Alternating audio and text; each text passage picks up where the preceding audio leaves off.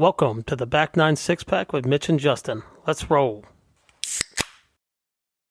Hello and welcome to episode 73 of the Back 9 Six-Pack. My name is Mitch, joined, as always again, I'm back. my esteemed colleague Justin, back with a 24-ounce gold top. I'm going to pop this, and then I'm going to tell a quick story about my week hiatus. Okay, good. Was away for work, right? It happens like once, maybe twice a year, but for sure once. And our big sales rally, all the salespeople are there. It's a great time. Usually, a lot of times we talk like there's only like 12 of us in the city, but like we know and talk to people outside, so it's cool to get back, see them. You know, people that you talk to on the phone a lot, but you know, peers that you just don't see a lot. I make every mistake in the book. Okay, we talked about this last time I came back from this trip. I make every mistake in the book. I eat the greasiest cheeseburger before we go in on Monday afternoon to start doing sessions and stuff like that. Terrible choice. Yeah. Then we get done, and remember we talked about not getting over the skis and all that. Got over the skis on Monday night. Not as bad as last year, but I did. Started drunk texting into our show. How can you make all these rules about a business trip and then not follow any of them? That was what I was typing out. Yeah. I found it the next morning. It was the shame coming out at me. Yeah. But I listened to the show last week. I took a couple stray bullets. You did. Couple veiled shots. Yeah, very veiled shots. But yeah. I enjoyed hearing you guys talk, and it was really good. It was cool to like hear the show from the outside and like not knowing what's going to be talked about. So. Yeah, right. That's all. Yeah, you've done that a couple times now that I've been out of the picture. So it was interesting being on that side. I had I feel like I had a lot of air to fill. You know, usually you're the air filler between us, so I had a little more space to talk, which I don't know if that was a good thing or not. Yeah, there was a couple moments I got myself. I'm like say like. Anyway. I wanted Tyler to just really put you in your place a couple of times, but yeah, he could have. He held back. I think first appearance, you know, he didn't want to get off on the wrong foot. Yeah, you don't want to go too overboard. Yeah, especially if it could be his only time. Who knows? Yeah. You want to try to get asked back, but if you're not going to get asked back, you got to kind of go all out. You got to go all out. Got to go in. So, all right. Well, thank you all for listening. Please, as I always say, subscribe, rate, and review the show. Make sure you're following us on social media at Back9Sixpack. And we do have some fan mail to get to tonight. Shout out to Big Pat and Tommy Turndog sent us a couple messages, so we'll get to that later. Yeah, and Tommy Turndogs runs in the gun on an airplane in Minneapolis yesterday, which is brightened by Sunday. Yeah. You love to see a couple elks running into each other in public, hell yeah. especially in the great state of Minnesota. That's elk country, so there you go. Well, I know you had the work thing or whatever, but you also came back to play some golf. I did. You had the Tri-State Invitational. Yep, 85th year for this tournament. Yeah. We had a little, so it's Ohio versus Kentucky versus Indiana, just to kind of give everybody a breakdown of that. It's invitational only. I would say from an amateur's perspective in the entire Midwest, probably one of the most prestigious team events. I don't know of too many around, but I mean, this is the 85th year. Guys like Jack Nicklaus have played in it. Fuzzy Zeller has played in it. I think they've both won it there's like a gigantic team format in states. Yeah. And then there's like an individual competition with your partner, like a team event also. And I think Jack and Fuzzy have both won the 2-man event individually. A lot of history. We had a change in the guard with our president and stuff like that for the state of Ohio. So they kind of went through the history and a little more than they normally do. They're trying to keep it alive. Like, it's not dying by any means, but it's like one of those things like you don't know it's dead until it's dead. So they're trying to like keep it going and like instill in like the younger guy's head of like, this is history. This has been around forever. So it's a really cool, but they do a phenomenal job. We always play a really good golf course. This year was at Miami View, which for a Cincinnatian from the outside looking in, like it's a good golf course, but it's not like if you're ranking private courses in Cincinnati, it's probably not in the top 5. Yeah. But the course was in phenomenal shape. I mean, the greens were perfect. Played firm, kind of had to. It's kind of a shorter course. So well, that kind of like our course, right? In 30 days, so it is, but it's kind of like our course where its defense is playing firm and kind of playing fast, and even though it's a shorter course, you can't just like land wedges in there and things like that. You kind of think shots out. Sure. So, but yeah, so we played in that. This was our 3rd year, me and Kyle. Last 2 years, in order to get invited back, at least on the Ohio side, you have to come in top 5 on our team. You get an automatic invite. So the last 2 years, we've come like right in 5th. This year was a little better. Yeah.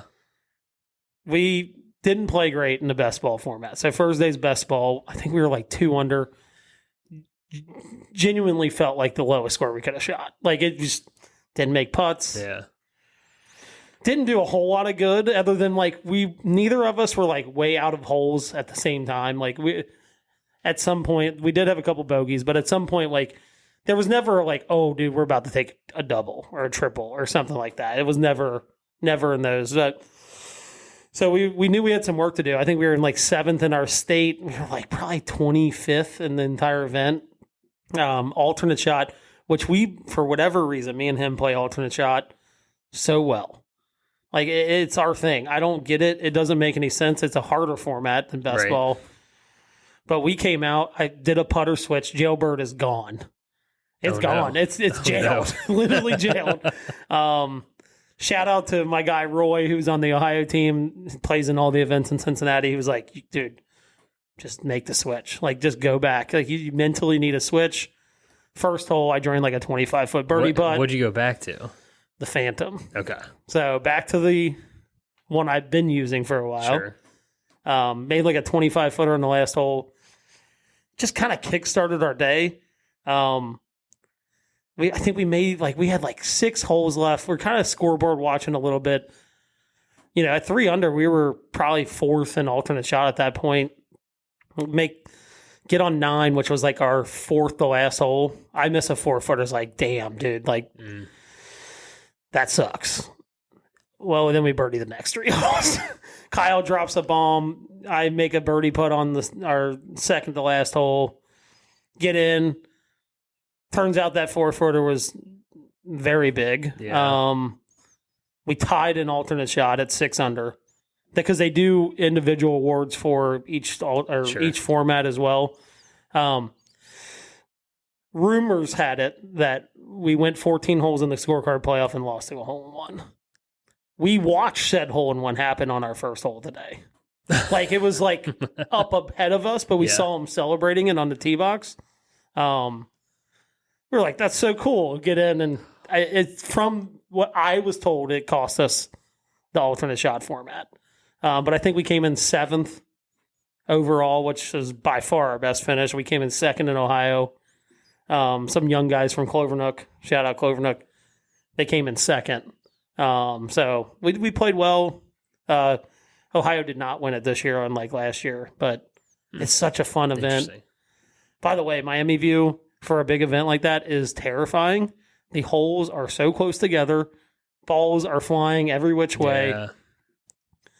We heard 4. I'm like looking around, like, there's not even anybody close. Ball lands 3 feet behind me.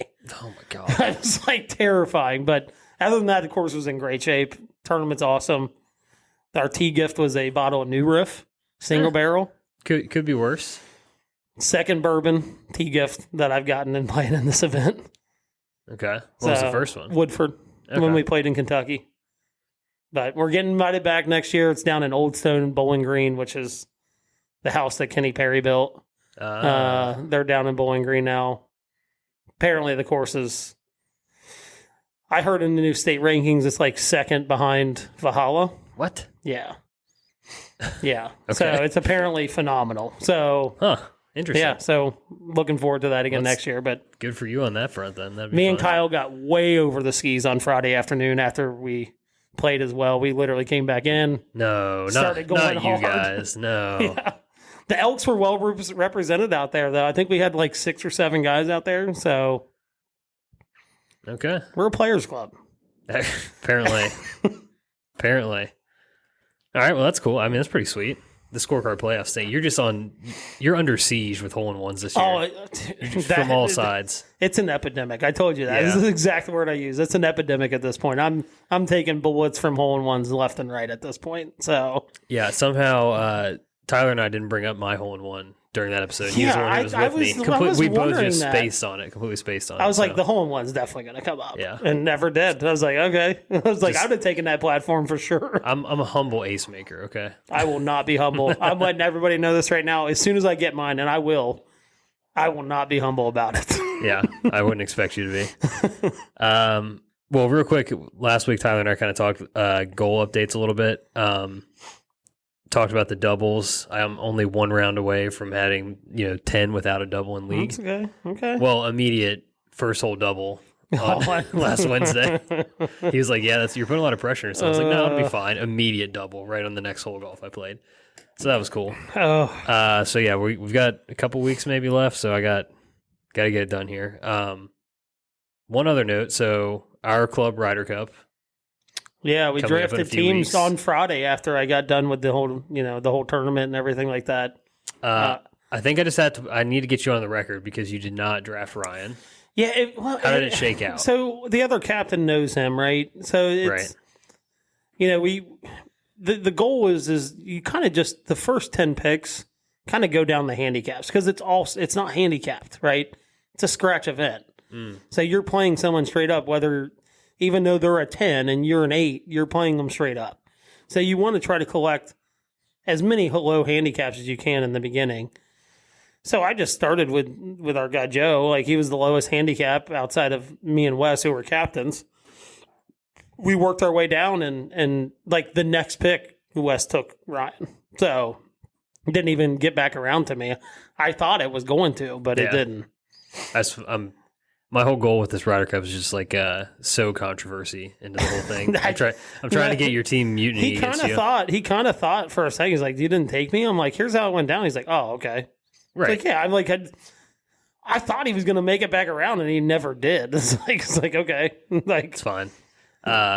All I got to say is between you and Joe, there's just so much sand on your team. It's unbelievable. Dude, the sandiest team. The sandiest of all sand. Man. Apparently, I'm high on the cap control or cap patrol right now. You and Joe, the biggest baggers. Hey, it's not my fault I show up to the events, Like, I don't know. It's so funny. I have wins on there, right? And they tally points for wins. Yeah.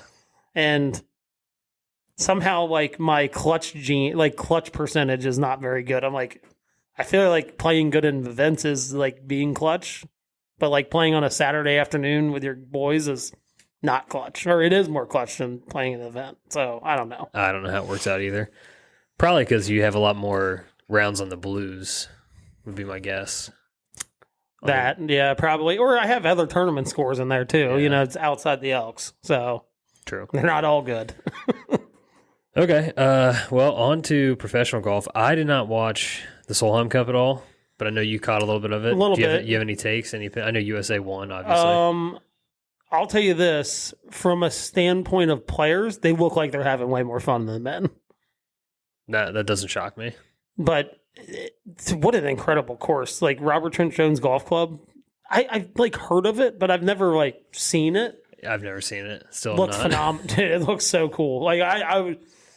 And it's like, somewhere in Virginia. I never even looked up where it was in Virginia, but they get the match of all matches in the singles. They get Nelly Korda up against my girl. Charlie beat her ass, dude. It was like a dad watching his 2 kids go out there and play. I'm like, I didn't know who to root for because I'm like, I love Nelly, but I love Charlie too. Like, you get where I'm sure. You get where I'm coming from with that. So. But dude, Charlie, and it was so funny. So they were like sitting there after the match, and Nelly like shows her the Golf Digest like graphic, like 6 and 4. Yeah.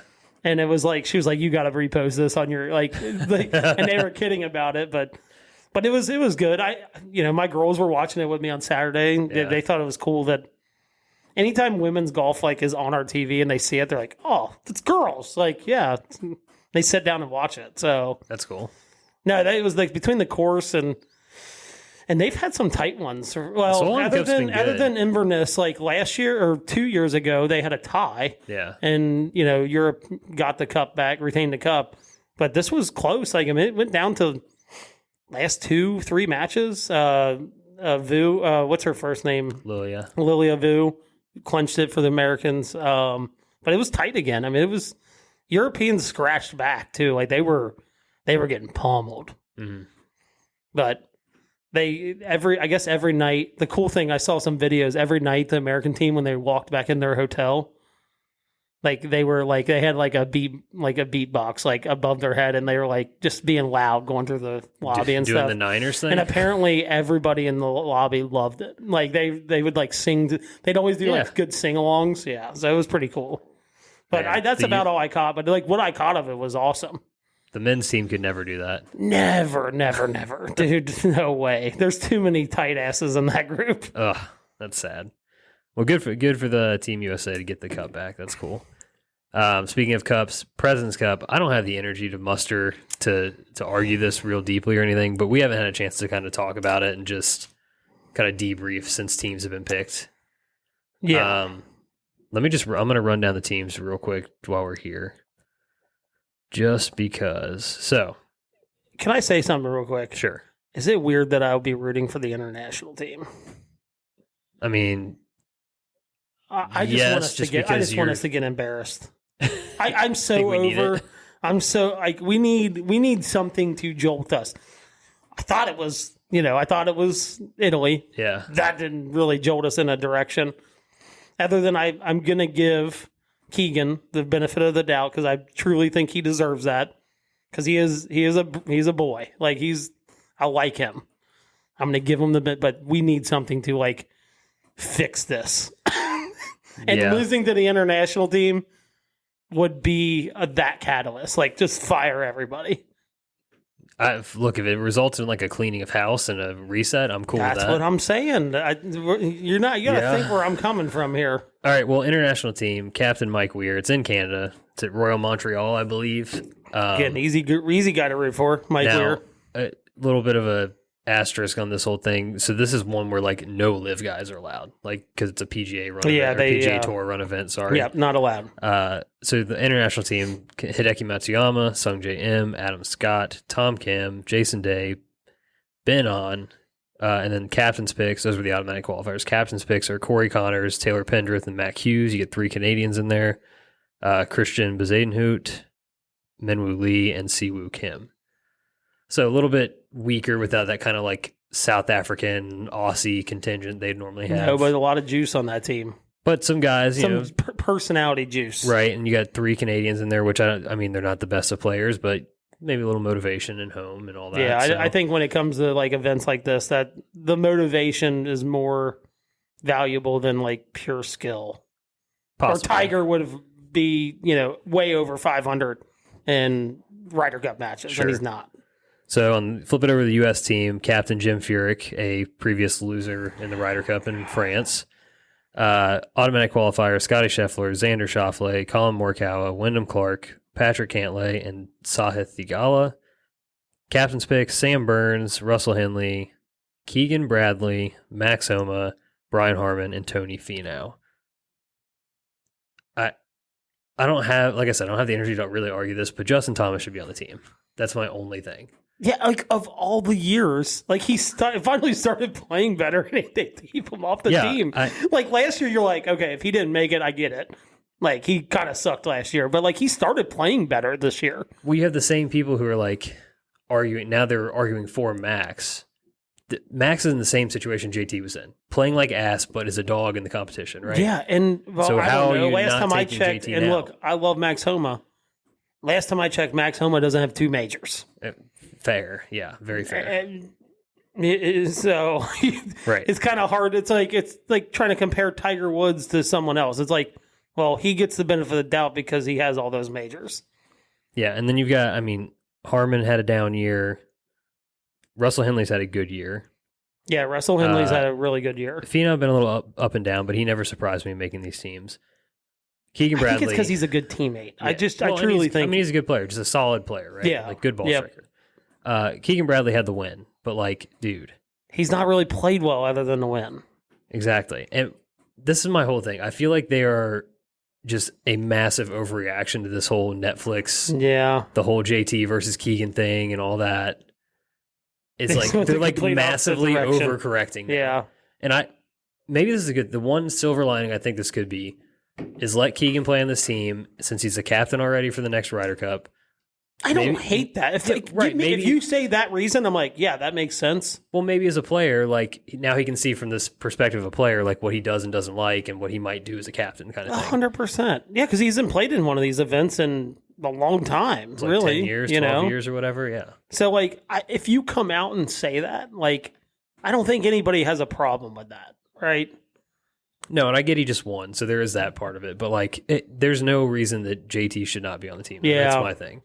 Like, leaving a Brian Harmon off to put JT on doesn't hurt my as feelings. Much as I love Max, he truly has played like ass. Oh, my God, he's been so bad. Like, he can't hit so driver. Bad. Like, cannot hit driver right now. No, and, it was funny. When I was on the range at the Memorial, he was hitting some bad drivers. Like, they were not good. Like, some really, like, snappy. And then, like, the major, like, it went from snappy to, like, the gigantic block cut. I'm familiar with that game. Yeah, the two-way miss is not a friendly road to be on. Yeah. So, like I said, I don't have that much energy to argue about this, but I just think that JT should be on the team. Oh, 100%. I don't know which of those guys leave off, but there's, like, to me, there's at least 3 guys you could go ahead and leave off and it wouldn't matter. Yeah. So. Yep. Will be interesting. I was kind of shocked to hear you say the whole take. I'm digging your take of, like, the international team. Get behind the internationals, like burn down the U.S. team. Let's go. There's just so many more guys, like specifically the Canadians being at home. Yeah. It's like, I'll root for that. Minwoo's fun. Siwoo's fun. Dude, Siwoo's fun. Like, you got the old scores and, Jason Day and Adam Scott making a reappearance back in the President's Cup. Like, I can dig that. Like, I don't know. They just seem more likable. Like, our team's just so, and it's the stench of Zach Johnson. It's just floating around that team. He's going to show his ugly face at this thing. Is he? Is he an assistant captain? I think he probably is. I don't know. Probably. Because they just can't, like, tell him to go away. Right. Give him a check or something. Just tell him to go away. Yeah. Like, can we give him severance or something? Like, giving him his, like, runner-up Ryder Cup trophy and tell him to go away? Yeah, there you go. Like, God dang. I don't know. It's just, I do like a lot of the, like, international team guys. Like, I've always loved Adam Scott. Yeah, of course. I like Hideki. You don't know much about Hideki, but like, he's enjoy him. His caddy doing that at the Masters automatically raised him up, like, 10 spots on my likable list. So, I don't know. Well, matches start next week, so we'll circle back to this on maybe have a few predictions or something next week's show. But footnote on that, while we're here, speaking of next week's show, as we get into football here, we're going to either be a day early or a day late. We haven't decided. Because we're both off the Monday Night Football. The Bengals are 0-2. They're bringing in both the big guns this time. Yeah, we need a stadium full of them. Yeah, we need a stadium full of all the winners. And, they got to get off Schneid here against Washington. I will give up. Any game to avoid going 0-3 is a big game. It's especially big when you're looking at it and to go, okay, this at the beginning of the season is, and it still is, rookie quarterback. There's no guarantees in the NFL, but a guaranteed win. They've already lost one guaranteed win this year. And it's like, this really I'm telling you this right now.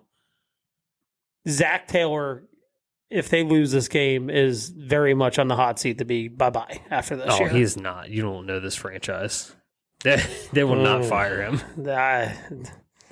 You can't lose to a rookie quarterback at home on Monday Night Football to go 0-3 with an intact roster with little to no injuries. Well, they picked up quite a few this weekend. We'll see how that shakes out. Might not have both of our starting T. defensive Higgins tackles. and his rubber band hamstrings. Yeah, he's still TBD. All right, I guess we can start with the Bengals. Why not? Since we got our Bengals and Packers talk radio segments here. I'll go first. Yesterday was the first time since the 2022 AFC Championship game where they lost to the Chiefs, obviously with the personal foul and all that stuff.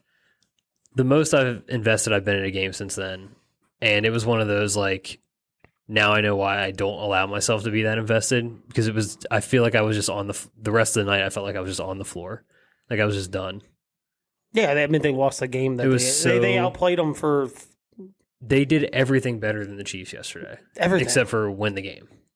Everything but they I think I told you this. I said they had plenty of opportunities. They would have had the ball with 3 minutes left in a 2-score game. That game's over. I'm so sick of kicking field goals inside the 10-yard line. Just stop. To watch, just again, and I was rooting for the Bengals. Obviously, I don't really like the Chiefs, but I like the Bengals, right? But like, I'm not like so invested like you guys are, and so it's kind of, when I watch a game like that kind of unfold, it's kind of cool to be like able to see both sides of like, because you're tunnel vision, right? Like it is. I do that with the Packers, right? Like you don't really realize what's going on the eye.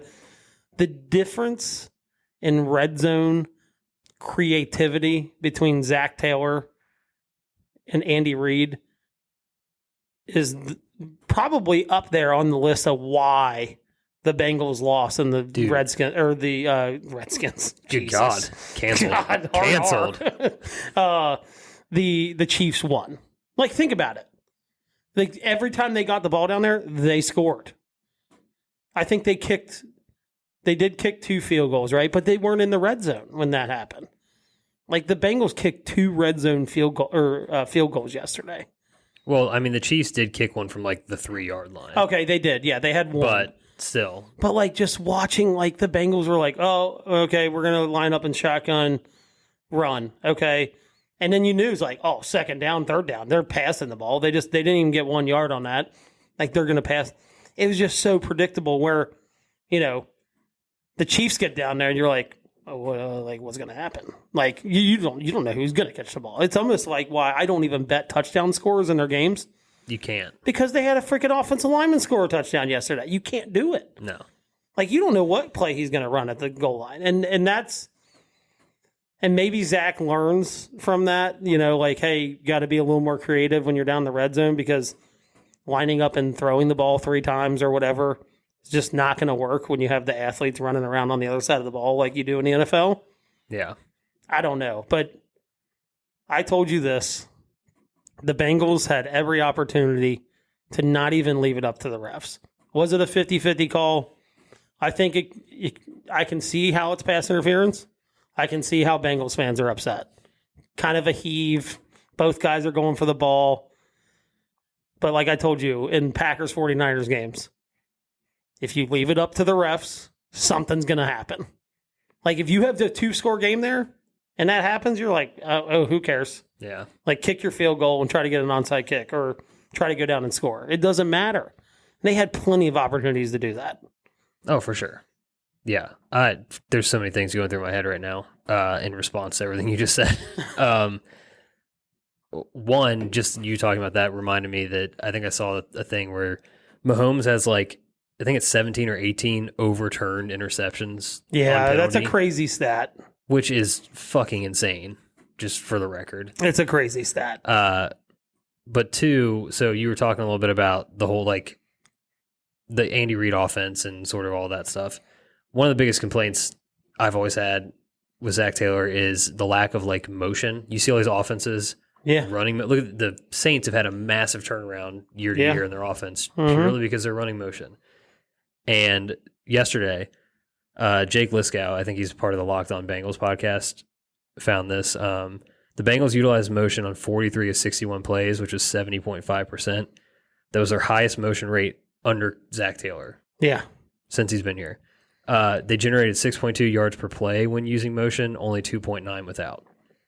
Well, I saw it's crazy how many teams are using it. Like the Monday night or the Sunday night game last week, Lions and Rams. Dude, both teams were it was over 75% of the plays they were using motion. Zach Taylor is from that same coaching tree.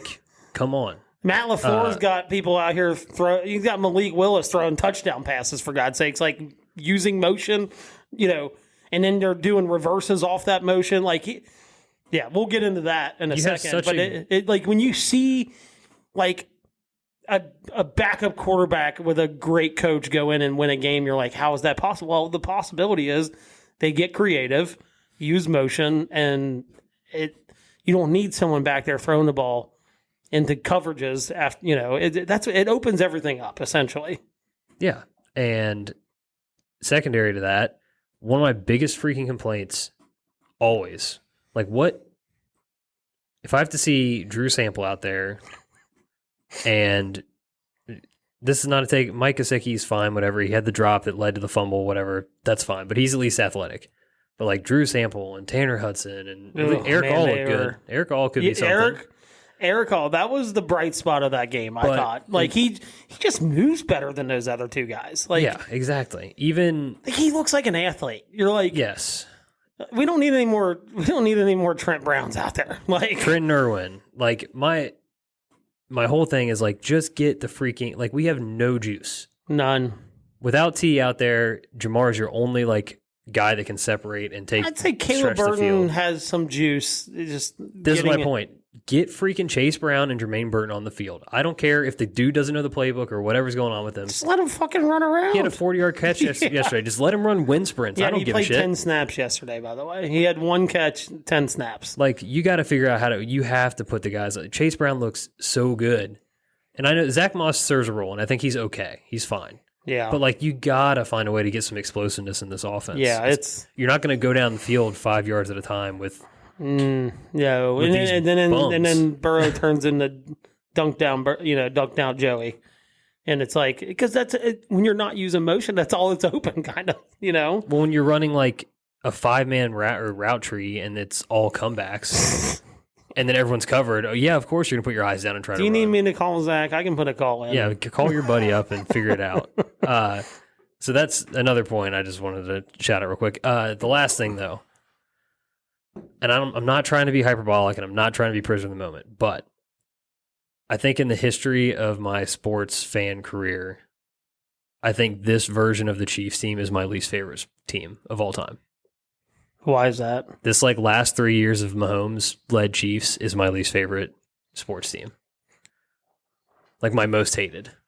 Give me the Roethlisberger Steelers all over again. I don't care. Well, and I think give me the Ray Lewis Ravens again. I don't care. You know what's funny is over the last 3 years, I think Travis Kelce's had a pretty steep drop off in production.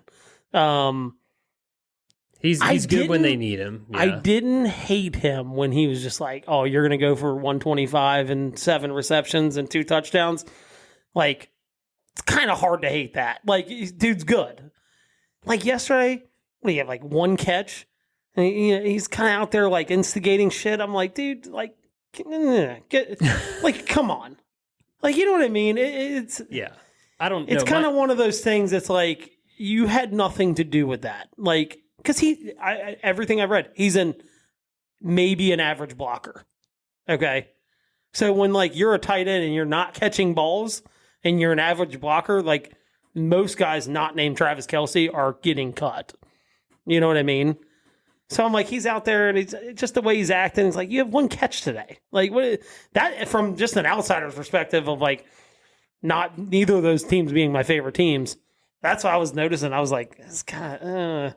I mean, he's not sitting well with me. He'll be good when they need him late in the year. That's what he's there for. But it's more like the whole Mahomes orbit.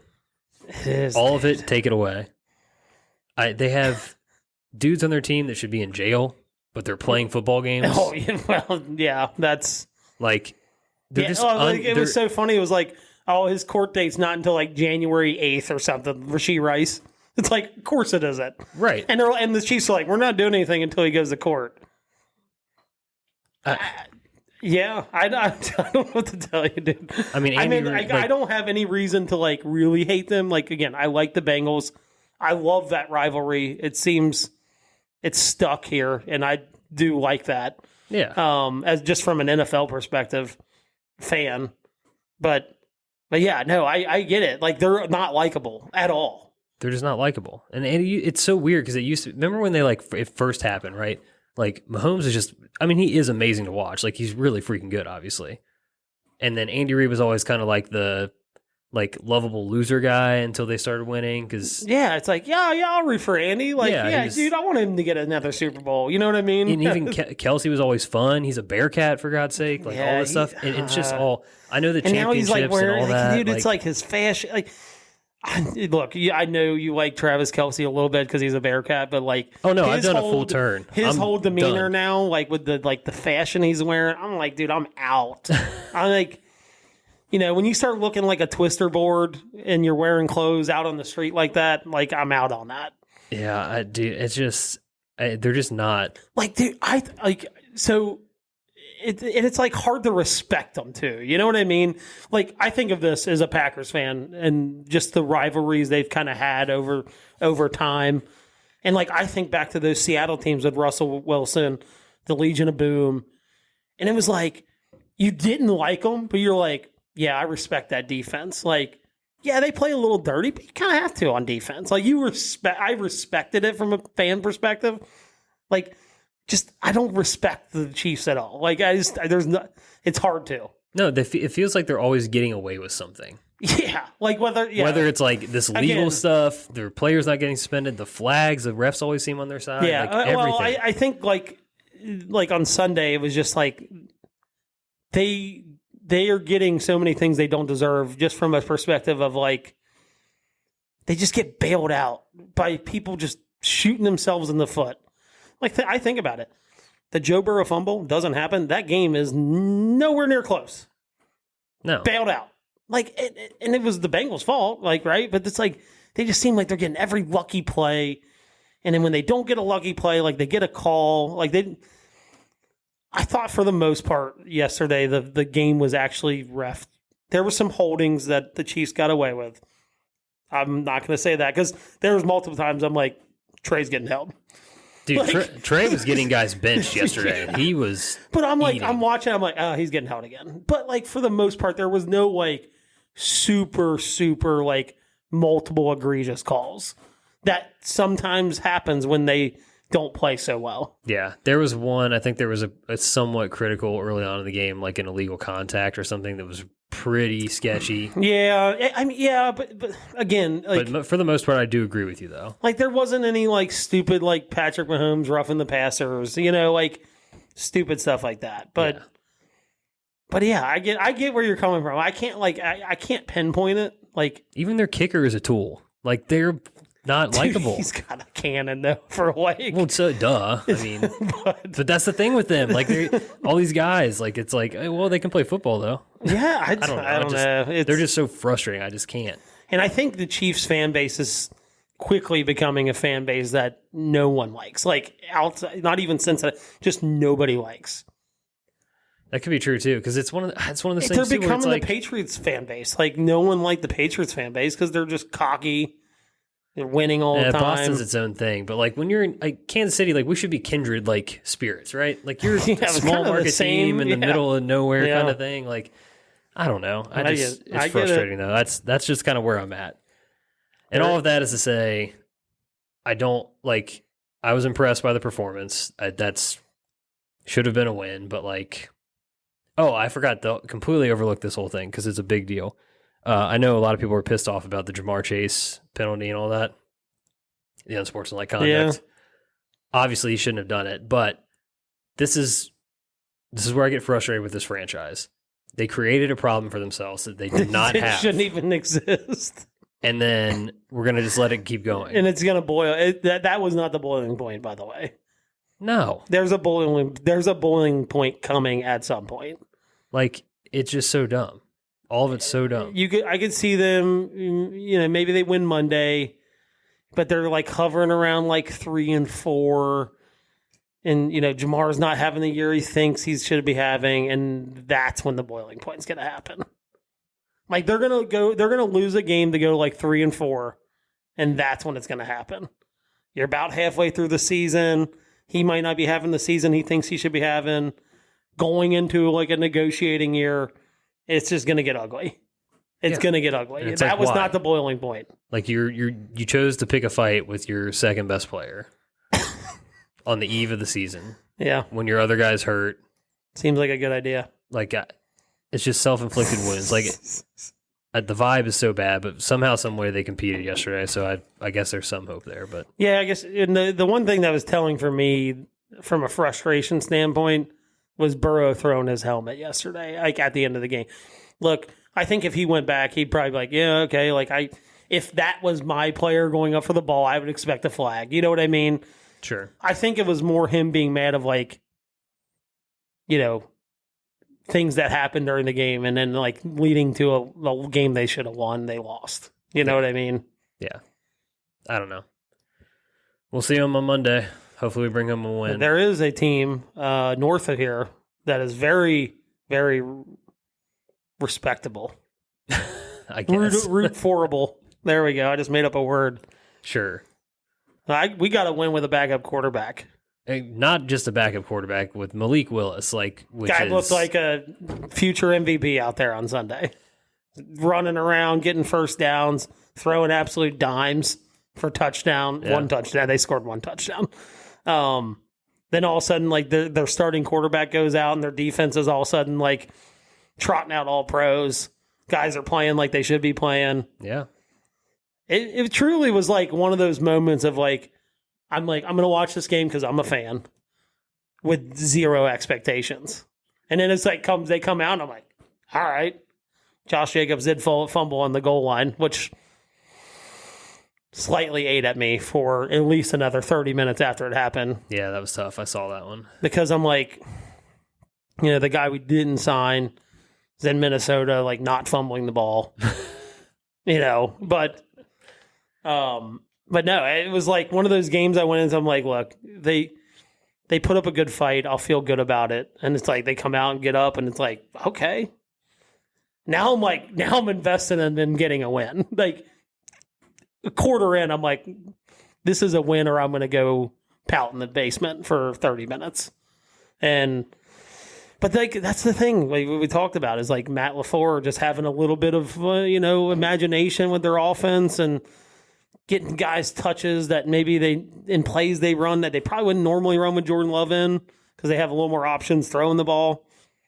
And, they ran the ball all over Indianapolis yesterday with multiple different guys, a couple wide receivers, reverses. You're in the sweet spot right now. You know that, right? Like just wait till Christian Watson needs a deal, and then Jaden Reed needs a deal. Christian Watson can watch. Now, Jaden Reed is the guy and that I'm Romeo like, Dobbs needs a deal. Yeah, and but these are all gonna be. I'm just telling you, the Packers have proven that they're not going to sign skill players. No, that's true. I'm just talking like about. It's a I'm talking thing. about the vibes purely. You're in the good vibe zone right now. Is what I'm saying. Yeah, you got a bunch of young guys out there trying to prove themselves. Christian Watson has been somewhat of a bust. Yeah, it's just very injured. He's kind of like his injuries kind of started that, and then now it's like he's on the field and healthy, and it's like he doesn't even exist. Like you got Dontavian Wicks out there catching touchdown passes and having more receptions than he is. I don't even know if he touched the ball yesterday. Yeah, I don't know. I think he had one reception, but it was still like. But yeah, they're all young and hungry, and they're out there trying to like get their second contract. So yes, it is a sweet spot. But that's the thing is like the Packers will be like, oh, you have 2 years left. All right, we're going to draft a guy this year in the 4th round. And they've been really good at drafting skill players in rounds 3 through 5. Yeah. 3 through 6, if you want to count Aaron Jones. So, which was honestly why it was so surprising they signed Josh Jacobs. I'm like... Yeah, former first-round pick on a second contract. Yeah, it's like that's not normally what they do. But, yeah, I was... We don't have to talk about it too much. I was just super excited. I'm thinking we're going 0-2. We squeak out a win. The goal from here is just to be 500 until Jordan Love comes back. Yeah. Excellent goal to have. Yeah. Hey, you got the Malik Willis revenge game here, too. Titans. Look, Matt LaFleur's got him looking like the next Joe Montana. He's under control. Kind of speaks volumes to the offense they were running there in Tennessee. It's like he felt a little more free in Matt LaFleur's offense where he kind of really stunk in Tennessee. You got the Shanahan system. It is going. You know what I mean? Yeah, like you're just some motion. You know, look, Aaron Rodgers and Jordan Love. These guys are system quarterbacks, obviously. So I don't disagree. Well, Aaron Rodgers, no, but like Jordan Love, like dude. If I was a quarterback and like I was like just signed a contract that he did, you can call me a system quarterback all you want. No shit. Yeah, I'll go cry in my $100 bills. People later. call Tom Brady a system quarterback. I mean, yeah, it's crazy. It said very tongue in cheek. Yes, but okay. Well, that'll take us to our draft update. Which, speaking of, you listened to the episode. Do you agree to our terms of? Yeah, I'll take that. Yeah, I did. That's a good punishment. Yeah, I think it's funny. So if anyone didn't hear last week, Tyler came to us with the idea of the loser has to caddy for the other, and we have to do it wearing the jersey or like team clothing of choice.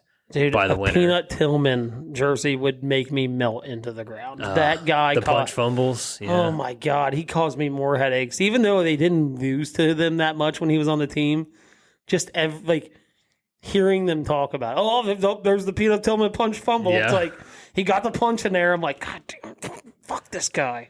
Like, but he's so good. And he was like, if he was a Packer, I'd love him. Yeah. You know what I mean? He was kind of one of those guys. For sure. I actually like Brian Urlacher. That wouldn't be too much of a punishment. What about the Favre Vikings? Oh God, that would be bad. Yeah, because he beat the Packers. I think he was like 2 or 3-0 against the Packers when he was in the Vikings uniform. Tough scene. Yeah, we'll have to figure something out there.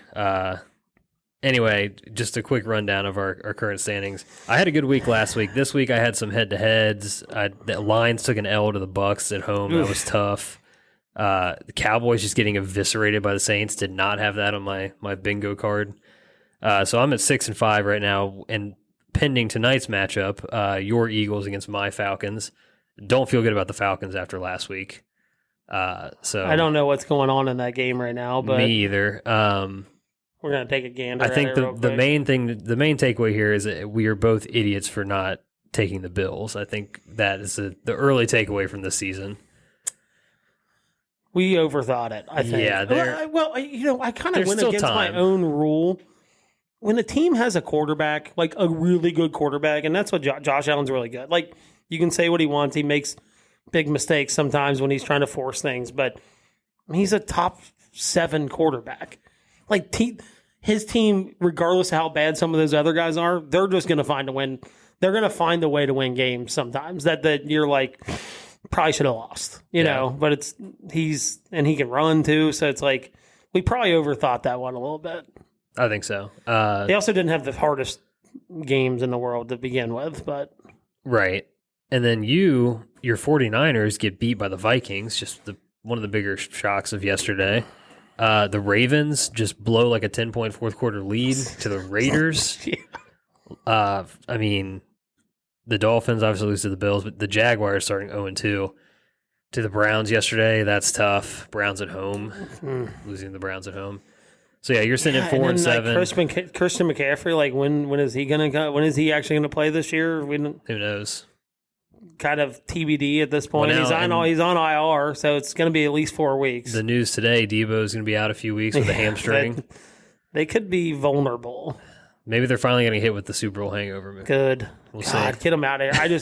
If the Packers find a way to make it to the playoffs, the last thing I need on January 27th is to watch them lose either at home or on the road to the 49ers, who are limping in with all these injuries. And right in the midst of your seasonal depression. Too. It just kicks it into full gear every year. It's like a yearly tradition. That would be tough. So, you're sitting at 4-7. I'm 6-5. So you could be 5-7, and I could be 6-6. Yeah. Depending on the result of this game tonight. So. Yep. 7-6, by the way. The Eagles. Okay. Low scoring. So we have 10 0-2 teams in the league right now, or 10 winless teams. The Falcons are 0-1. I put them on this list for now. I want to play a quick game of Dead or Alive, but I'm calling it Skunked or Not Skunked because it's a beer podcast. So we're just going to run through these. These are all 0-2, or like I said, the Falcons are 0-1. Broncos, Skunked. Skunked. Yeah, Bo I Nix, think real stinky. Yeah, Bo Nix, he'll be good. I've seen, I watched some of the game yesterday, kind of flipping, because, us NFL season ticket holders can flip over to between games. I watched a little bit of that game. Doesn't look awful, right? Like, I think eventually it'll be good, but right now, yeah, it's definitely skunked. That roster's not good. I'm going to say that he's not going to be good. And that's just my opinion. Okay. But well, he is like 38 years old right now, so he's probably got like 2 or 3 more years in the league. yeah, exactly. We've seen a lot of these guys that bounce around or that look, I think of like a Brandon Whedon who was like 28 in the league. God, dude, Nebraska, he was so old. Yeah. He's getting his AARP like at the draft. Yeah. There's a lot more Brandon Whedons and Christian Ponders and Jake Lockers. That's fair. Yeah, no. So that's I'm going to fair. think Bo Nix falls more into that He'd category. he'd have to be a trend breaker for sure. Yeah. The Bengals, I do not think are skunked. No, I don't agree. they're Yeah, good. I mean, this is the same situation they found themselves in. What, the last 3 years, 2 years? Yeah. I don't. There's too much talent on the roster. They're not skunked. Yeah, I agree. I think they're skunked on getting any bye. Like it's that's over yeah. I mean, with. they had to win yesterday. Unless they went on some kind of historic run. Now you don't have the tiebreaker against the Chiefs. I mean, the It's Chiefs pretty much dead. Pacheco broke his leg yesterday, apparently. So Yeah. that's who knows how that'll affect the offense. But Yeah, Andy Reid will find a way out of that hole probably. Ravens, I think this one's interesting. My gut tells me to say not skunked, but I think there's reason to believe they could be skunked. I'm going to say skunked only because you can visibly see Lamar Jackson trying to avoid injury. Dude, Yeah. he pitched the ball like 20 yards downfield yesterday. Like avoiding. This feels like not the same Ravens team we've seen in the last 3 years where they're like kind of gritty. They've got some positions of age. What I mean by that, they're just they're kind of getting older. So that might be costing them a little bit. I don't know. I'm going to say skunked. They haven't shown many spots of brightness. Yeah, I mean, they've had a lot of turnover on the offensive line, some significant defensive turnover too, some older players. Yeah. They still don't, in my opinion, they still don't have receivers. No. I get Zay Flowers Zay is is good. fine, but he's if you put him on the Bengals, I think he'd be the third best receiver. Probably, yeah. That's behind T, yeah. That's the difference. Mm-hmm. So it's I just don't know. I don't know. I honestly don't know how Lamar does it or he's won 2 MVPs with Yeah, Derrick Henry. It's but you got Derrick Henry, but you don't have the Derrick Henry from 4 years ago. Yeah, yesterday right. he had 10 carries for -5 yards for a long time. It's not good. Yeah, I don't know. We'll see how it shakes out. Maybe the line will get better and they'll be better throughout the season. But I'm leaning more skunk than I am too. Titans are certifiably skunk. Yeah. Will Levis is electric in the wrong way. Did you see that turnover he had yesterday? Yes. He threw it going down, threw it backwards. Brian Callahan is running from the sideline. He's literally, you can just see, he's like, what the fuck are you doing? Is what he yelled at him. Totally skunked. Oh, that's so good.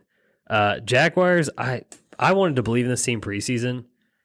I know it's close losses, Skunked. but I think so too. There's something they just they're stinky. Dude, I told you it's that loser mentality. You walk in, you're like, a lot of losers in here.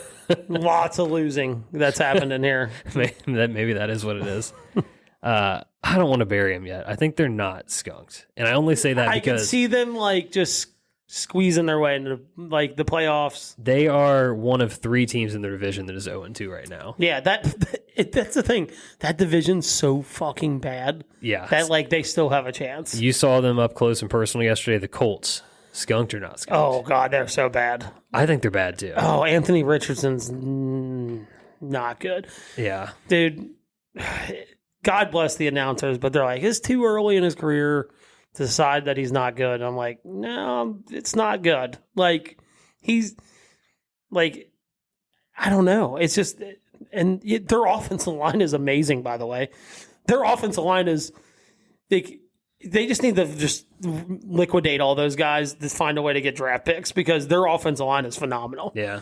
And it's and Jonathan Taylor is not bad. He ended up having, I think, close to 100 yards yesterday. He had 150 in total offense because he had some receiving yards. Yeah. The line and Jonathan Taylor. But the problem is they get behind in games and you can't just run the ball. You know what I mean? So that's For kind sure. of they got down 10-0 yesterday against the Packers. It's like now it's like you can't just line up and run the ball because you're going to kind of run the clock out. Yeah. So It just feels like they have they don't have an easy way to move the chains. yeah, and you want to talk about a team with no wide receivers. Oh my, look. They've got a bunch of we said this in our preseason thing. We were like, the Colts are like the team that just has like a bunch of like B minus C plus talent. Dude, like their whole roster is just all that. Other than the offensive line, I think it's Matt Kelly, actually right here, Lakota West. They got the other guy from Notre Dame. I'm drawing a blank on his name, but like their offensive line is phenomenal. Yeah. That's the only bright spot on the team.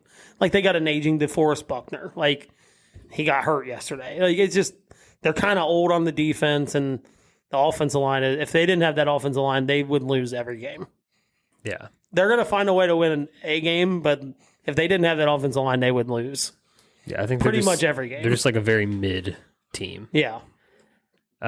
Giants are the most skunked team on this list. Yes. In my opinion. Yeah. They're Neighbors is good. Like he's good. He just doesn't have anybody to throw the ball. He had like to. a 70% target share yesterday. Yeah, dude, if I was them, I wouldn't be throwing the ball to anybody else either. There's no one else to throw it to. Yeah, truly. They're just so bad. Again, their kicker gets hurt in like the first quarter. Dude, I know. Hold on, I gotta find this. And they lost to the Commanders. The Commanders did not score an offensive touchdown. Yes, they didn't score a touchdown. Period. Guy kicked 7 field goals. Yeah, that's what I'm trying. Let me get here. Hold on. They lost to 7 field goals. The Giants became the first team in NFL history to score 3+ touchdowns, allow no touchdowns, and lose in regulation. It's truly magical. They lost to 7 field goals. Yeah. Largely because their kicker got hurt and they couldn't kick extra points. They're just going for it. Or field goal attempts. And they were just going for it. Yeah. So your punter can't kick? Come on. Dude, there's got to be an athlete behind there who's has a soccer background. They're all right, go out there and kick. Yeah. You're kicking, I guess extra points are longer now, so still. I mean, I guess the whole operation would be kind of screwed up because usually your punter's the holder, so it's but whatever. I don't know. That's just tough. I mean, the Bengals found out the hard way what a long snapper does. You know what I mean? So, the Rams are just injury riddled beyond just belief. Not cooked though, because I just believe too much in Matt Stafford. I'm gonna say they're skunked. Only because the injuries are just so much right now. Between Stafford and McVay, they'll find a way back to 500 at some point. They got smoked by the Cardinals yesterday. Yeah, they did. Yeah. Yeah, I'm just gonna say that they're skunked. Cardinals low key. Kind of talented. We talked about that. I think I did take their over win total. I think it was 5.5 or 6.5. I took it over because, dude, they got a lot of talent on that team. Yeah, they can squeak it. I actually don't think the coach is too big of a cheese ball. So somehow, some way, against all odds, against all odds of that video. Panthers, I lied. The Panthers are the skunkiest. Yeah, it's not the Giants. It's the Panthers. I mean, they just benched Bryce Young today for Andy Dalton. You had to. Dude, Adam, did you see the video of Adam Thielen? Wide open. No, I missed this. It was on one of Bryce Young's picks. Ooh, I mean, Mitch, me and you could have thrown him the ball. And Adam Thielen's running the route. Gets picked off, takes his helmet off, walks to the sideline, off the field. That's tough. I did see the screen pass that he tried to throw to him, and he led him into the defender. It's I'm not catching so that. It's so bad. Look, we've seen some things misses in the draft and stuff, but the biggest miss is them taking that over C.J. Stroud. It just truly is just unbearably bad. I mean, not even that, but you're also adding in the fact they traded what became Caleb Williams the next year, and I don't know how good Caleb Williams is going to be, but he's going to be better than Bryce Young. Oh God, it's not. Yeah, So, we haven't seen much of Caleb Williams, but he's going to be better than Bryce Young. But everybody said that Bryce Young was just going to probably be too small. Now everybody goes back to the Drew Brees thing. Well, Drew Brees did it. Okay, well that's one.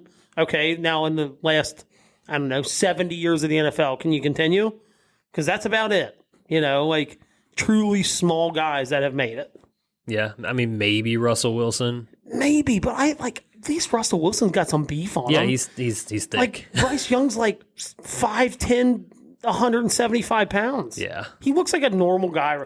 I always say that. When you see a guy on the field and you're that looks like a normal human being, probably not a good thing. I mean, Kyler's small, but he's a little stockier, and he's got like an elite arm. And legs. I think he's quicker than Bryce Young. I don't think Bryce Young's slow, but he's much quicker. Yeah, he can keep himself from getting killed. You know what I mean? Yeah.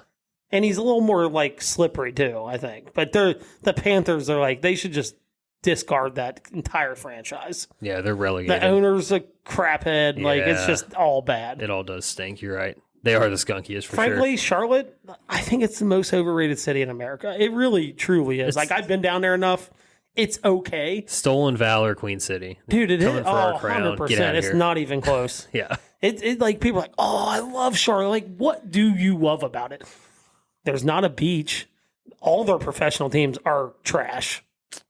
Like you could almost, but at least like our Reds are like somewhat average. You know what I mean? Like, yeah. And we have history. You know what I mean? Well, It's like that whole town is like so overrated. Like, I love Charlotte. You don't even know what you like about it. People just think it's in the South, so they like it. It's not even like, dude, you walk into that place and you're like, I think I'm in upstate New York. Like, it doesn't even feel like the South. No. So, trash city. Take it away. Trash city, trash team. The Falcons, I think, remains to be seen. I don't think they're skunky, though. No, Kirk Cousins will find a way. Yeah, I think they've got enough talent. Different coach. They'll be fine. All right. There's our NFL segment for the week. A lot of skunky teams out there. A lot of skunky teams for sure. All right, we'll get into fan mail real quick here. Again, shout out Tommy Turndogs. First up, his question. I hate even reading this question, to be honest with you. With the golf season coming to an end, sad, what is your winter golf strategy? You're better about this than me. You know, I was thinking about that. I think I want to do, you know, I had this plan last year that I was going to do a lot more of the simulator golf. Yeah. And only did it a handful of times. Yeah, I really want to. Like, SGN's a good option close to us. Right. But getting on the simulator more, just it's like keeping a club in your hands. It's so hard, though. Yeah. I mean, that's why I did the whole touch a club every day thing.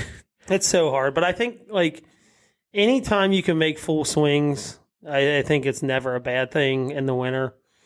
And truly, like, I say this every year, I'm like, all right, if it's over 45 and there's no snow on the ground, I'm going to go out. And then we get a nice day and then I don't go out. You know what I mean? So that's what I'm going to try to be better at this winter is, hey, if we get a 50-degree day, like, I'm going to be out there. Like, I'm going to go out at the very minimum hitting golf balls, you know, but I would love to play more in the winter if the weather allows.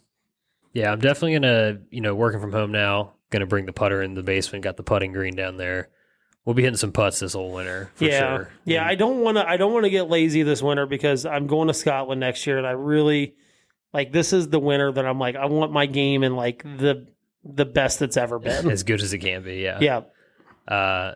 Yeah. So between that and then I agree with you. I'm going to try to, especially now like Zach's getting more into it. I took him out. I had a goal this year, I think, to play golf with him twice. I think I've played with him 3 or 4 times at this point. Yep. We went on Saturday morning. That was cool.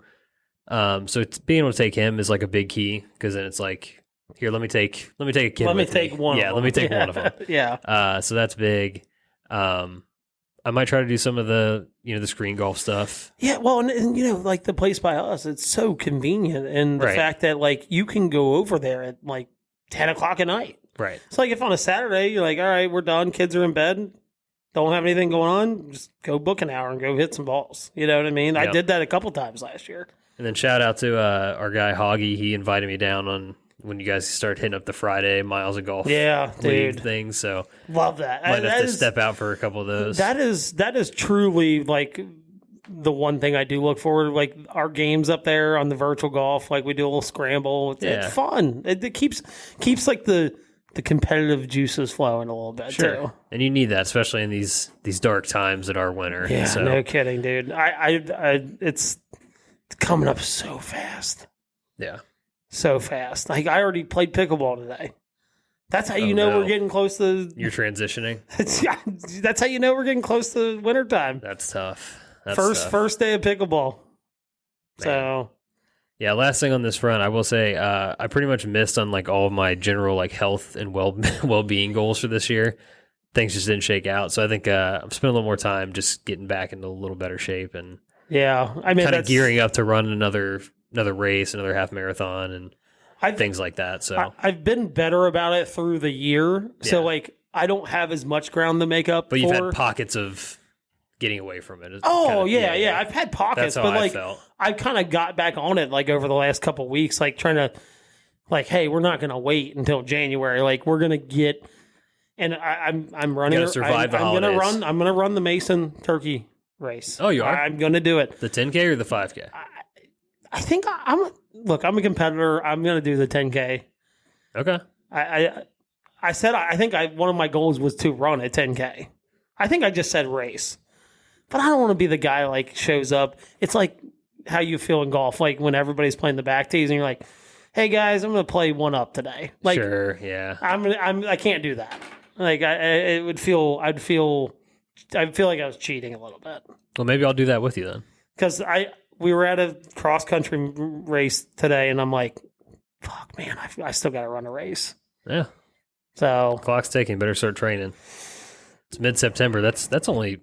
This is my training right here. Yeah, as you drink the 24-ounce Miller Lite. Yeah, we're only 2 months away from almost Thanksgiving time. Yeah, wild.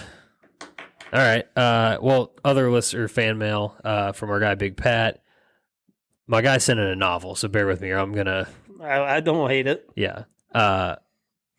He says, "Hello guys, Big 54. Do you know what the Big 54 is? I'm gonna have to ask him what that means. What his nickname is. Anyway, I'll ask him later." Last episode was a call to the bullpen, and Tyler from Tampa did a fine job. Pat is curious how the heck Gunt got left over, and he says he got passed over like a Top Flight XL 2000 in the rough. And I did. Look, I'll put it out there. I asked Nick first, and Nick was being a baby. You know, he's got to get to bed early during the school year. Yeah. As he sits on his phone in bed until like 11:30. He was texting me at like 11:30, and I was like, "Dude, you whatever." Scummy. Yeah. So then I reached. I was like, you know what? We'll get it. Gunt's been on like 4 or 5 times. We love having him on, obviously. Yeah. But I was like, let's get someone in new. You know, we like to bring new people into the fray. So yeah, nothing personal to Gunther. That's my partner. My partner too. At sea now. We have the same amount of wins with him. So that's tough. Yeah. Anyway. So yeah, shout out to Gunt, he says. And then second, so he was looking forward to figuring out which Ryder Cup team he'd be on. He was hopefully be on Tommy Turndog's team as well. They are on the same side, not on your team, though. Yes, they are on the same side, not on my team. Just how it shook down when I can't remember which one got taken first, but I was like, I didn't want to. You don't want to separate them? I didn't want to split up the dream team. I couldn't do that. Yeah. I finally got to. I never mentioned this on the podcast. I got to play with Pat finally in league. I think 2 weeks ago. All-time vibes night. Yeah. Oh yeah. So hell yeah. That was a good time. Last thing from Pat here. He took us back to the pet peeves thing. We've yet to kind of put together. Yeah, I think we might need to do that next week. Yeah, we gotta figure out this bracket for the pet peeves. His pet peeve. He says, the guy who's always in a hurry and the pace of play has to be blazing, except when he's sitting in his cart greenside, writing his score down, counting up his strokes, and forgets to pull away so the next group can hit the green. Dude, ain't that the truth? Yeah. I didn't even think about that. So he's like the guy that always like wants to be fast, except for when it's like he needs his own time. It's on his accord. Exactly. So Pat says, thanks, guys. Good to have Mitch and Justin back, and he enjoys listening. So, let's go. Thank you, Pat. We enjoy you listening, or we enjoy that you enjoy listening, and for you sending in that fan mail. And now we're back on the patio. Yeah, you guys did one last week, but we did. We did not. We have not done one for 2 weeks. Yeah. I got one for you. Okay, go for it. You go first. Okay. This has been making the rounds on social media. I'm sure you've seen it, but I purposely did not ask you or bring this up in any group chats so we could do it on this show here. Have you seen, every golf account has posted about this, the question of what 1 cup out means? Yes. Okay. So just to set the stage a little bit so people know what I'm talking about. When you're putting, sometimes you're playing a scramble or whatever, you'll tell your playing partner like, oh, it's a cup out, like as a read on the putt. Yes. What does a cup out mean to you? Because there's varying things in this post. To me, what that means is you would take another cup next to the cup and you'd hit on the left side of that cup. That is the only correct take. Yes. In my opinion. The only other one I could understand is hitting it in the center of a cup left. Yes. It's not right, but I could understand how someone could think that. Thank you. Totally agree with you. Nick thinks it's that. He thinks it's the center of the cup. To which I would rebut, okay, so then what does a half cup mean? So that a half cup would be like the same as a ball out, right? And you say a ball out. Yeah. Yeah. A cup to the left or to the right or whatever is the edge of the cup. He's the BMW. We don't call him. He's not the. Think of how many years of golf he's we not played the with automatic putting machine. He's the automatic driving machine. How many times have we asked him for reads and stuff and scrambles, and how many putts have we missed because of that? And how many has he missed because we thought the same thing? Enough to matter. Yeah, I think the only answer there truly is if you say it's a cup out, it is a cup's width away from where the hole is. If it's like a left or right putt, you would put another cup next to it and you hit it on the left side of that cup. Yes. Like outside of that. Yeah. A cup's width away from the edge of the cup. 100%. Okay. I'm glad that's we're on the only right page. Answer. I saw that and I'm like, I didn't know there was multiple answers to this. If anybody even remotely believes that it is the center of a cup left, you know what I mean? Like the other option in this video or this picture was a full cup and then half a cup and you're hitting it in the center of that cup. That is so beyond wrong.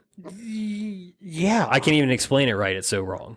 That's the wrongest thing ever invented. That would be a cup and a half out is what that would be. Correct.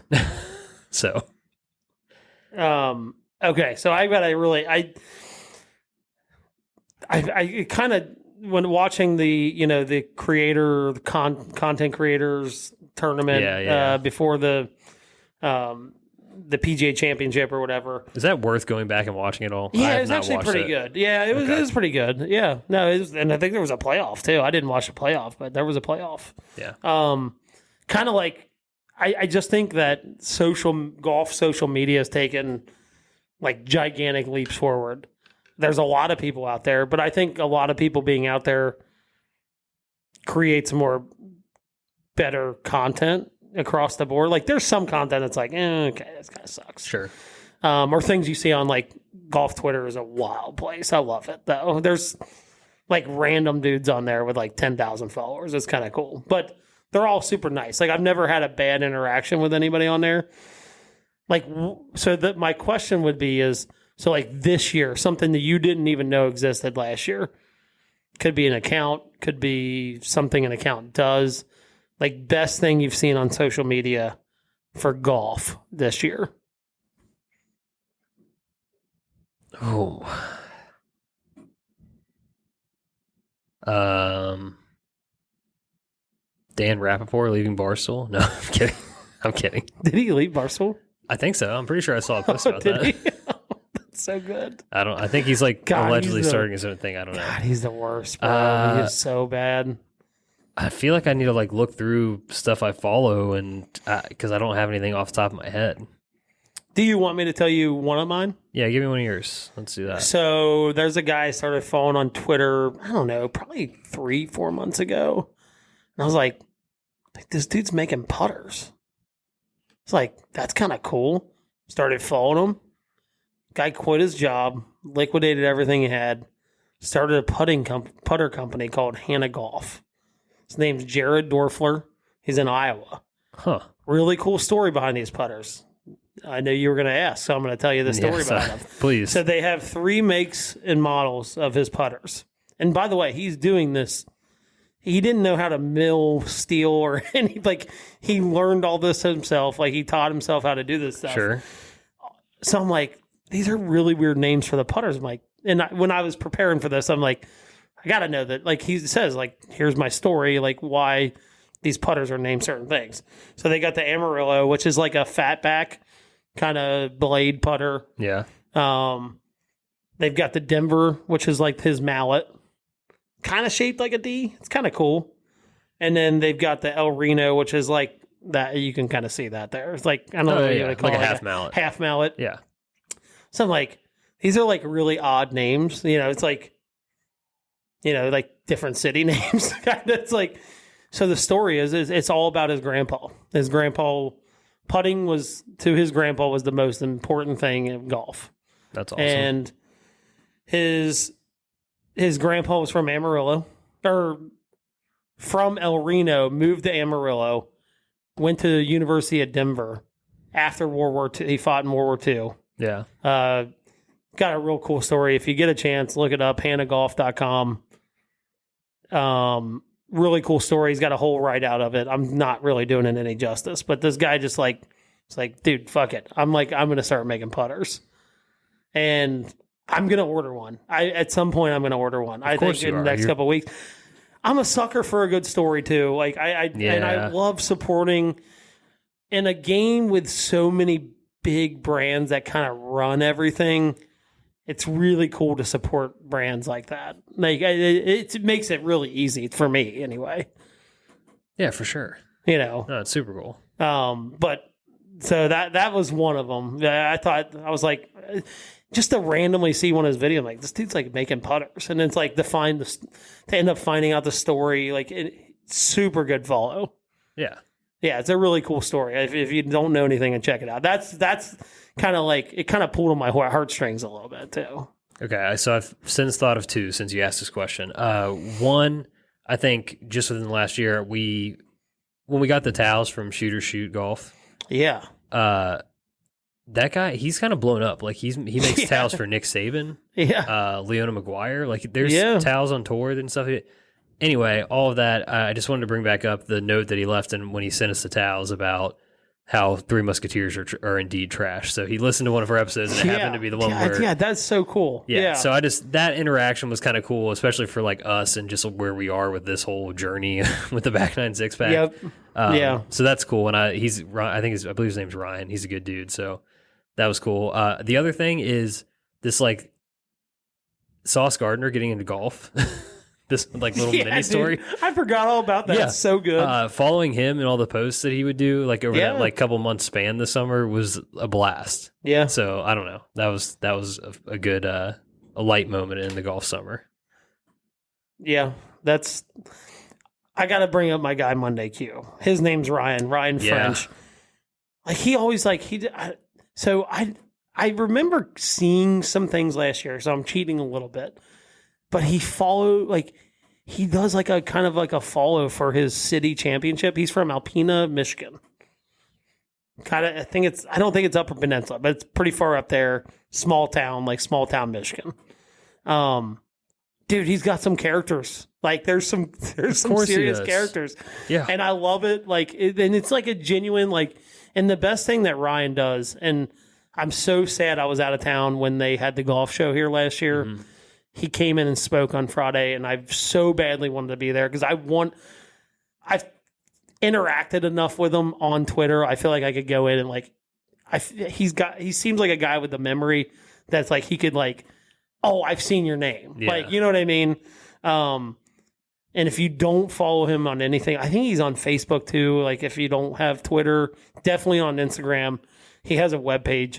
He does all the write-ups on the Monday Qs, but like his city championship stuff is awesome. Like it's just like dudes drinking beer, playing a Muni club city championship. It's fantastic. Yeah.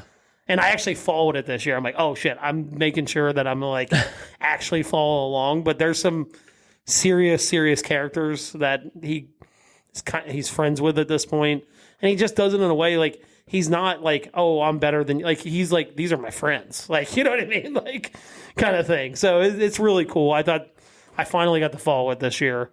But all of his stuff is really good if you get a chance to ever. That's a good shout out. If you're definitely, if you're into like Monday qualifying stuff, like, and him telling the stories of guys that have been like grinding to get to the points, like, he knows all the stories. Yeah, he's been doing that for a long time at this point. And I feel like within the last year or two, it's really kind of like taken off in a different way. Oh, yeah. Which is, 100%. I mean, it's super cool to see.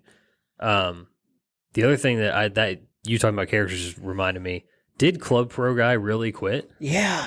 I did. That's a good point to bring this up right now. Yeah. That's sad. That video was electric that he posted, by the way. But yeah, we were just talking about like how he used to go to the game and now he's hanging it up. I mean, what is I haven't seen anything since that video you sent, but yeah. What's his greenskeeper's name again? Miguel. What's Miguel going to do for work now? I don't know. They were a tag team. Yeah, that's not the best thing I'm seeing on social media for golf. No, I just had to shout out Club Pro guy because it's more sad than anything. Yeah. Huh. Yeah, I forgot all about that. Yeah, he's gone. He's not posted since. Tough. What a run, though. Just like our boy Country Club Snob. He had a longer run than Country Club Snob, though. Yeah, for sure. But Country Club Snob was another one that was kind of had me engaged for about 3 or 4 months. His star burned too bright. I'm so involved in Twitter golf, but yeah. I don't know, what's a good one from Instagram? Instagram's just like a bunch of aggregator type things, It's all like that Zyre golf stuff, and there's not. I don't feel like there's not and it's all the same kind of content. Yeah, Play a hole with me, and so I sent you a video from that guy on the short game guru guy. Yeah, that guy's kind of cool to watch. Yeah, that's some really. I'm telling you, man, he's got some serious. It doesn't matter the skill level you are. He's got some serious tips on there. If you can, I'll think of his name eventually. But yeah. I like his stuff on there. As much as we all hate Bryson, I do love his breaking 50 thing. He's had some serious people on there. Just had Tony Romo wearing drawstring shorts. The guy's worth $200 million. I've not watched any. I can't bear it. Can't put an actual pair of golf shorts on. I like to enjoy Bryson when he's at the majors and doing stuff. And I feel like if I tuned in all this other stuff, I'd get tired. Yeah, he might get overstimulated. I need with Bryson material. I need underexposure to Bryson for him to work for me. Yeah, and if we're talking YouTube specifically, I love the Bryan Bros. I always think they have good stuff. I've just watched a couple of their stuff this year. I think they seem very genuine. That's why I kind of like them, because some of the golf content you can kind of run across, you're like, this is not genuine. No, for sure. But I feel like they are genuine, kind of cool guys. Well, that I think they're genuine golf sickos too. Yeah. It's not just something they're doing because they got famous for it. A couple of the videos I watch, I'm like, dude, that is me, and that's if I was if we were ever friends, I would just try to play golf the rest of my life, and just I need money. Oh crap! Yeah, everything would take a back seat for sure. All right, well, good to be back. Yeah. Episode 73 feels good in the books. I guess we'll go watch, see whose bird of prey wins tonight, and we'll keep it moving from there. You know what, Skunked, my fantasy team. Dude. I don't want to be the guy that talks about the fantasy team, but I faced Marvin Harrison Jr. and Alvin Kamara in both leagues. Yeah, that's tough. I've had 100. I think I've had a total of almost 400 points dropped on me across 2 leagues. So, Jesus. And we'll just call it a week on that. But all right, next week we're going to bring home a W for the Bengals. We'll figure out when we're going to get this thing posted and recorded. But when we see you, we'll see you. So until then, cheers. See ya. Thank you for listening to another episode of the Back 9 Six-Pack. Be sure to follow us on Instagram and Twitter at Back 9 Six-Pack for all your content needs. We'll see you guys next week. Cheers.